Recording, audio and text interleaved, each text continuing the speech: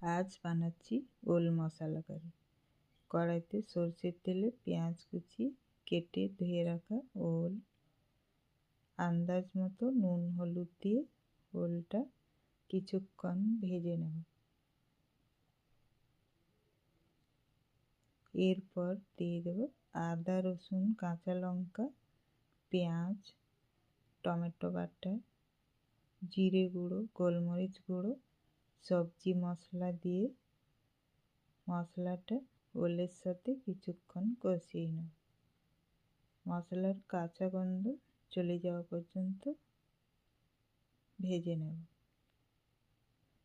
এরপর দিয়ে দেব জল। ভালোভাবে মিশিয়ে ঢাকা দিয়ে কিছুক্ষণ রান্না করব। ওল সিদ্ধ হয়ে গেলে একটু মাখো মাখো করে নামিয়ে নেব।